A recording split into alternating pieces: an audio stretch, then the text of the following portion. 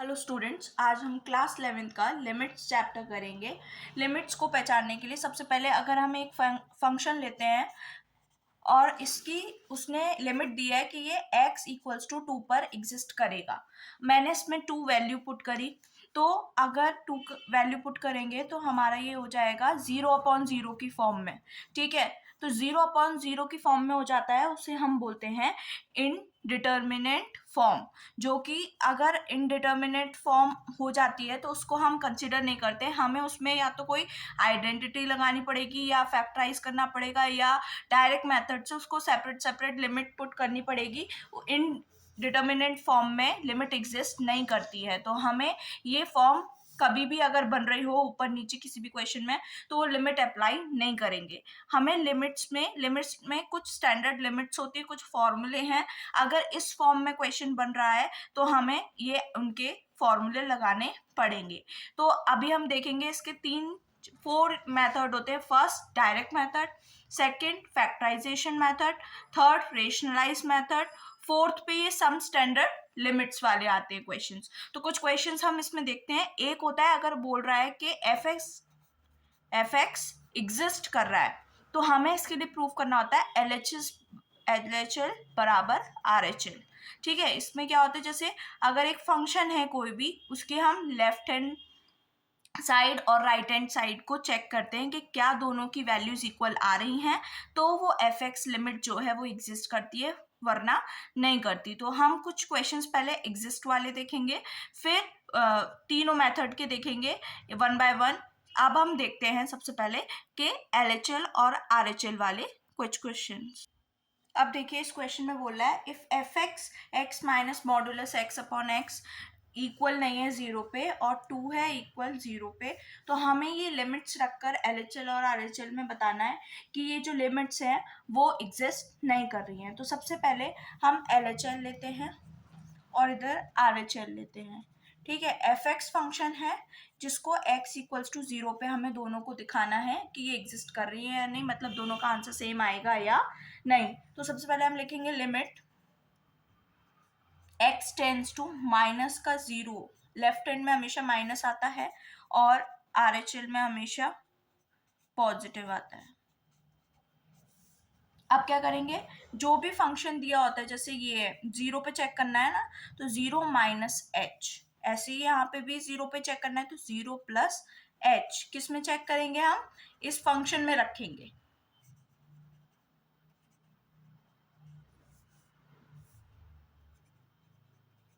ठीक है, अब क्या करते हैं, वैल्यूज रखते हैं।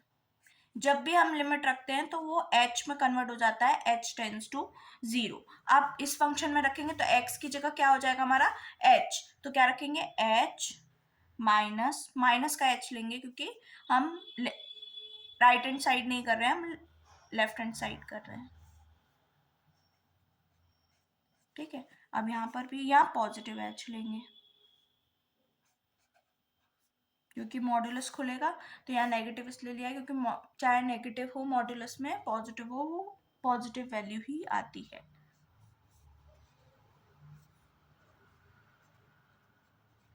ठीक है, अब इसको करेंगे तो ये कितना हो जाएगा, माइनस एच और minus h upon minus h, limit h tends to 0, limit h tends to 0, h minus h upon h. ठीक है, अब देखो ये तो क्या हो जाएगा 0 और ये आ जाएगा -2h अपॉन एच, माइनस का h से h गया, माइनस से माइनस गया, तो ये कितना आया 2 और ये कितना आया 0। मतलब कि दोनों की जो लिमिट है हम यहाँ कह सकते हैं clearly f x limit h tends to minus does not equal to limit x tends to 0 positive f x. तो हम यहाँ लिख देंगे limit x tends to 0 f x में एग्जिस्ट ही नहीं कर रही, डज नॉट एग्जिस्ट। तो हमें क्या करना है इस टाइप के क्वेश्चंस में, सबसे पहले जो भी क्वेश्चंस दिया होगा उसमें बोला है कि एग्जिस्ट कर रही है यानी वो चेक कराना है। तो एग्जिस्ट में भी कोई सेम ही फॉर्मूला होता है, मतलब दोनों का LHL और RHL हम निकाल कर अगर वैल्यू सेम आती हैं तो वो एग्जिस्ट कर रही है, अगर सेम नहीं आती हैं तो वो एग्जिस्ट नहीं कर रही है। तो हम क्लियरली बस लिख देते हैं कि दोनों के फंक्शंस जो है RHL और LHL के इक्वल नहीं आ रहे, तो ये एग्जिस्ट नहीं कर रही है। एक और देखते हैं इसी का सेम क्वेश्चन। अब देखिए ये क्वेश्चन भी बिल्कुल सेम है। क्या करेंगे हम, वही कि लिमिट x टेंस टू 0 पे चेक करनी है। तो क्या कर देंगे हम, ये लिखकर फिर fx मतलब लिमिट 0 माइनस h, पहले मैं LHL कर रही हूँ फिर RHL करूँगी, ठीक है। आपको ये मेंशन करना पड़ेगा और नेगेटिव साइन से हो तो जाएगा बट आपको दिखाना पड़ेगा। h टेंस टू 0, अब जहाँ जहाँ x है वहाँ पे हम h रख देंगे,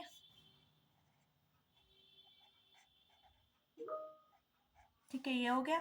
अब क्या करेंगे हम, एक फॉर्मूला होता है लिमिट का, वो मैं अभी बताती हूँ, उसको बनाएंगे। तो हम इसको E1 + h से डिवाइड करेंगे। इसको पॉजिटिव कर लो या तो नीचे लाके ऐसे कर लो, जब भी पावर नेगेटिव होती है उसको रेसिप्रोकल कर दो तो वो पॉजिटिव हो जाती है,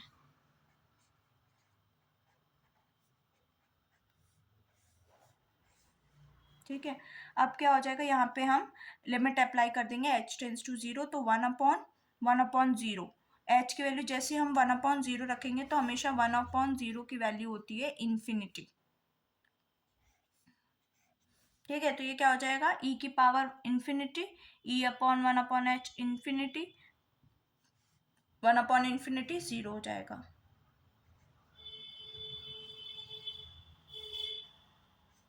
मैं एक स्टेप में यहाँ करके दिखा देती हूँ। 1/0 मतलब इन्फिनिटी हो जाएगा,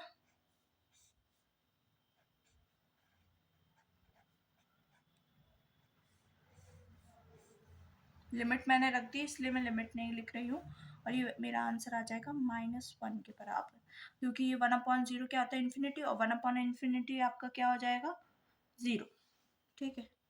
अब देखते हैं RHL।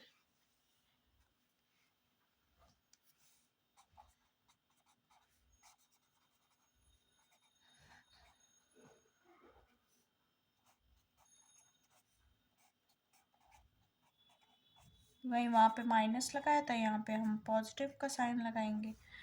फिर लिमिट h टेंस टू, जब जैसे ही हम इस फंक्शन में रखते हैं तो लिमिट क्या हो जाती है पॉजिटिव, ठीक है।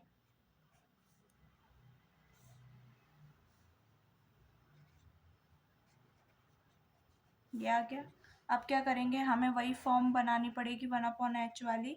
तो हम क्या करेंगे, इसको माइनस कॉमन लेके E/h से ही डिवाइड कर देंगे। मैं यहाँ लिख देती हूँ E1/h divided by whole equation,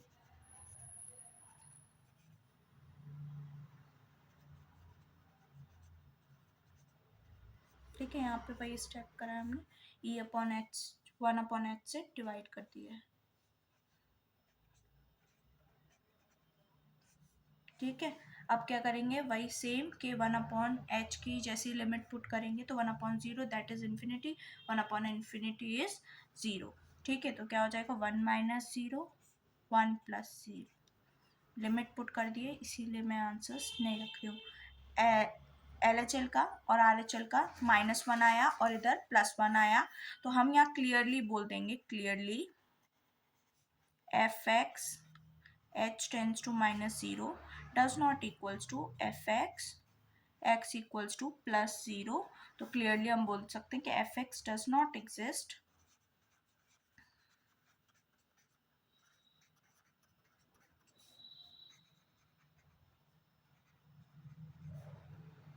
ठीक है। तो सबसे पहले LHL देखते हैं, RHL देखते हैं, और फिर इक्वली हम उसको क्या करते हैं देख लेते हैं, और फिर जो भी आंसर्स आते हैं अगर इक्वल आ रहे हैं तो एग्जिस्ट है, और इक्वल नहीं आ रहे हैं तो fx क्या है एग्जिस्ट नहीं करेगा, ठीक है।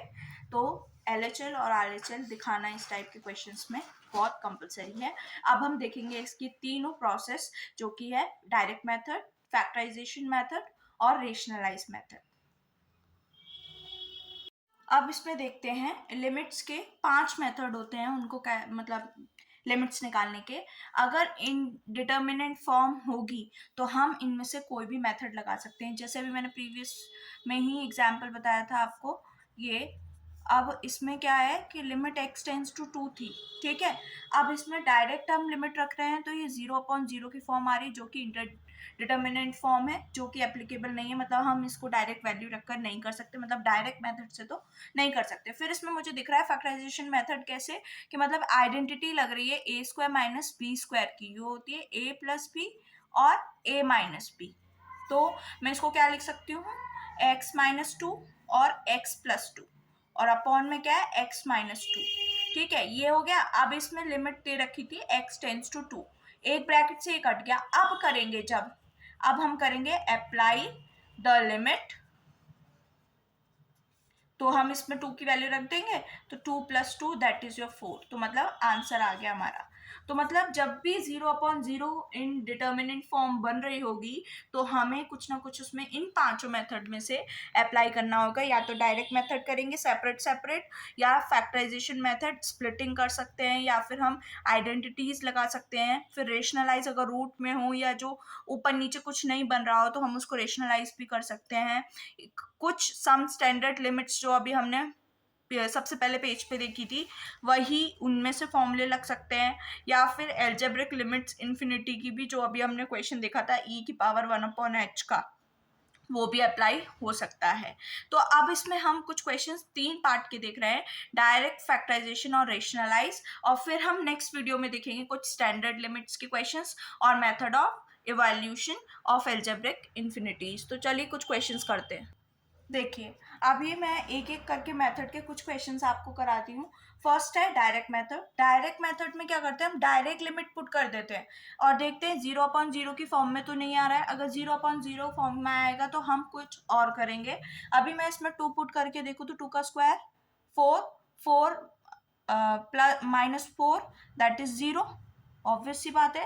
तो ये 0/0 के फॉर्म में हो रहा है। तो हम इसे अब कैसे करेंगे, हम इसको डायरेक्ट 0/0 की फॉर्म में हो रहा है तो ये वाला सोल्यूशन तो नहीं हो सकता है, हमें इसमें दूसरा सोल्यूशन लगाना पड़ेगा। डायरेक्ट मेथड में आपका 0 भी आंसर आ सकता है। जब भी वो बोले कि डायरेक्ट है तो डायरेक्ट से आपका 0 भी आंसर आ सकता है। बट क्या कहते हैं, फैक्टराइजेशन मेथड और कोई भी मेथड से नहीं हो सकता। जैसे अगर मैं यहाँ पे अप्लाई द लिमिट करूं तो क्या हो गया, 2 का स्क्वायर -4 अपॉन 2 + 5, 2 + 3, तो ये क्या हो गया 0/5। 0/0 की फॉर्म में नहीं आया है। अगर 0/0 आता तो ये डिटर्मिनेंट फॉर्म है, अगर 0/5 आया तो इसलिए ये नहीं है, तो इसका आंसर क्या हो गया 0, ठीक है। ऐसे इसको देखते हैं, यहाँ पे 0 पुट करते हैं तो 1 आएगा, क्योंकि ये 0 हो गया, ये 0 तो 1/3, तो मतलब हम यहाँ कर सकते हैं। 0/0 की फॉर्म नहीं आनी चाहिए। तो डायरेक्ट मेथड में तो हम बस लिख देते हैं अप्लाई द लिमिट, और क्वेश्चन में हम लिमिट पुट कर देते हैं। कितना आ गया 1/3। सेम एज इट इज इसमें देखते हैं, इसमें 0 रखना है।